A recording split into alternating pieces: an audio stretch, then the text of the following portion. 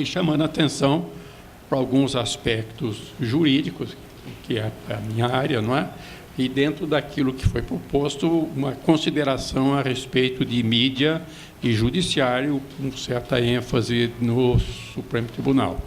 Mas aí eu começo chamando a atenção o fato de que aquela liberdade de imprensa que aparece na Constituição Espanhola de 1812 foi incorporada como parte do patrimônio democrático da humanidade. Quer dizer, a imprensa livre, a liberdade de comunicações. E isso está na Constituição brasileira. Vocês veem lá no artigo 220, é uma parte que trata da comunicação social. Diz: a manifestação do pensamento, a criação, a expressão e a informação sob qualquer forma, processo ou veículo, não sofrerão qualquer restrição, observado o disposto nesta Constituição. Depois diz o parágrafo 1º, nenhuma lei conterá dispositivo que possa constituir embaraço à plena liberdade de informação jornalística em qualquer veículo de comunicação social. Então, é um direito fundamental consagrado na Constituição. Quer dizer, mas isto foi parar na Constituição exatamente considerando os grandes benefícios que podem resultar desta liberdade de comunicação, da liberdade de informação. E, em relação a isso, também eu chamo a atenção para um outro dispositivo que é extremamente importante, está no artigo 37 da Constituição, é um artigo que trata da administração pública, que diz isso: a administração pública direta e indireta de qualquer dos poderes da União, dos Estados, Distrito Federal e município, obedecerá aos princípios da legalidade, impessoalidade, moralidade, publicidade e eficiência. Então, esta é a exigência de publicidade para que o povo possa saber o que realmente está acontecendo. Quem decidiu o quê, com que fundamento. Então, isto realmente é benéfico, é bom, e aí adicionando um pormenor a mais, que a Constituição, a atual Constituição brasileira, é das primeiras do mundo a expressamente consagrar a democracia participativa. Está no parágrafo único do artigo 1º, todo o poder vem do povo e será exercido ou através de representantes eleitos ou diretamente. Mas para que o povo exerça o seu poder, ele precisa estar informado, ele precisa ter um mínimo de conhecimento, de informações, para ter a participação eficiente e correta. Pois bem, e aí, então, começam a surgir os problemas com a imprensa.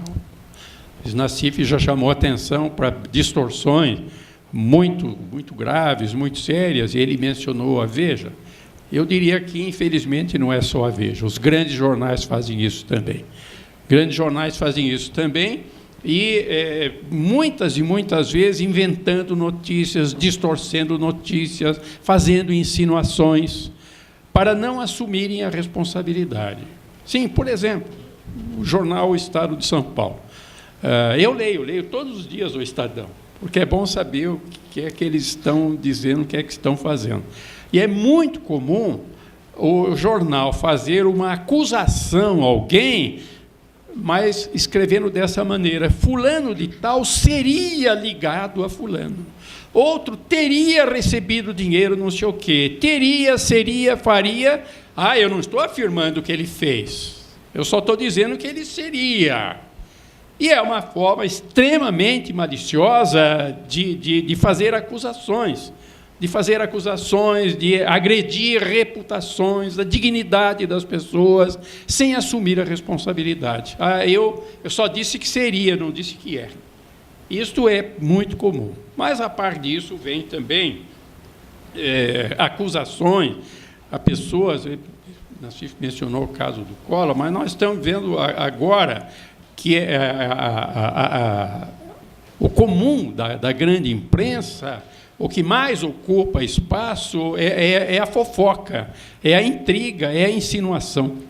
Quer dizer, eu tenho feito já uma série de críticas, mas, infelizmente, como eu disse, como eu não tenho liberdade de imprensa, isso não chega ao grande público. Mas, pior do que isso, é ignorado pela grande imprensa. Eu já tive experiência de enviar uma carta ao jornal, uma carta que eu tive cuidado de que fosse uma carta breve, para não dizer longa demais, mas em que eu apontava uma informação juridicamente errada do jornal.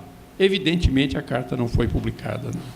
Então, eu não tenho, efetivamente, liberdade de imprensa. Mas queria dizer que esse é um problema que é brasileiro, no Brasil é muito acentuado, mas que existe praticamente no mundo inteiro, pelo menos no grande mundo capitalista.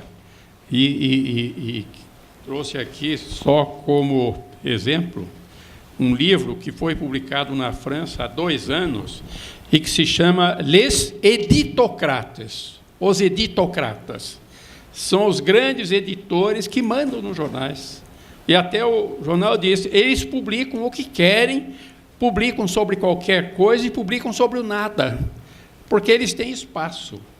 E, mais do que isso, eles influem para que certas pessoas nunca apareçam na imprensa. Eu já tive essa informação, através de amigos de imprensa, que existem listas negras nas grandes redações. Os grandes editores têm lista negra, eu faço parte desta lista negra. Você nem além de não publicar artigos, meu nome também é maldito, não pode sair.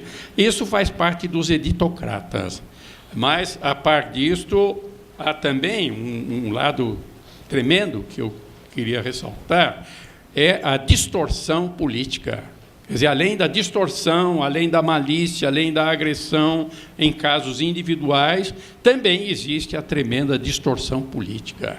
Quer dizer, é o compromisso do jornal com os seus objetivos econômicos, antes de tudo.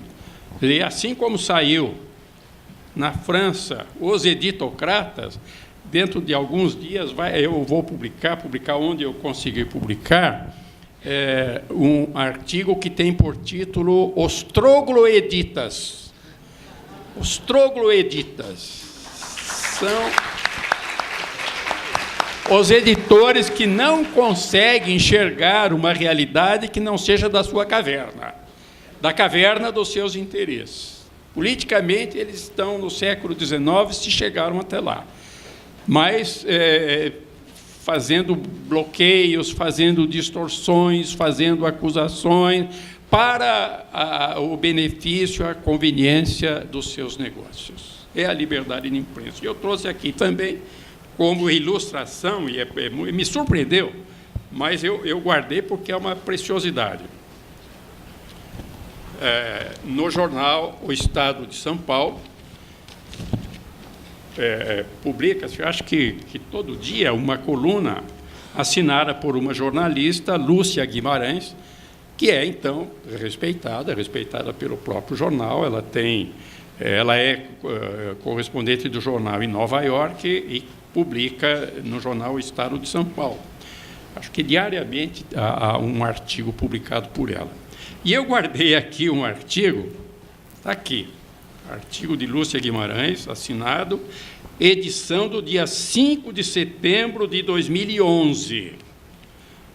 Diz ela, num artigo que foi intitulado Saudosismo, as tantas, veja, é uma jornalista que tem coluna diária no Estadão. Diz ela, é textual, quando era estagiária numa redação, minha imagem da censura era verde-oliva.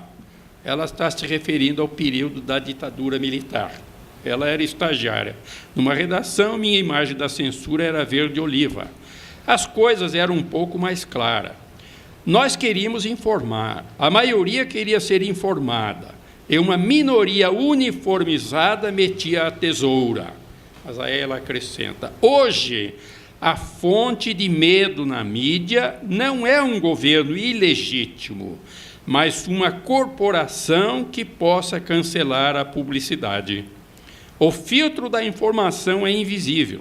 e muitas vezes autoimposto, sem que o clique da tesoura seja ouvido. Ela diz, não estou com saudade dos uniformes, é claro, mas da definição dos papéis. Se realmente isto acontece, o grande anunciante, eu vivi também essa experiência de alguém me dizer, olha, você até agora publicava artigos aqui, mas nós fomos advertidos pelo presidente da Associação da Indústria Automobilística que, se continuarmos a publicar os seus artigos, toda a publicidade na indústria automobilística será cortada do jornal. E isto representa milhões, não podemos correr esse risco, de maneira que passe bem e nos esqueça, né? Isto realmente acontece. Agora, a par disso, um outro aspecto que eu queria ressaltar, que é muito importante, é exatamente este apelo ao escândalo.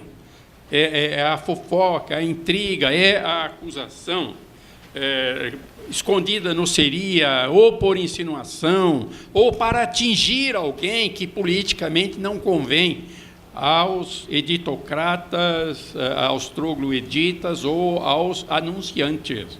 E isto ofendendo dispositivos constitucionais. E aí eu queria, então, ressaltar que a Constituição, no artigo 5º, que trata, então, dos direitos e garantias fundamentais, no inciso 50, diz isso: aos litigantes em processo judicial ou administrativo e aos acusados em geral são assegurados o contraditório e a ampla defesa. Aos acusados em geral. Quanta gente é acusada na imprensa, acusadas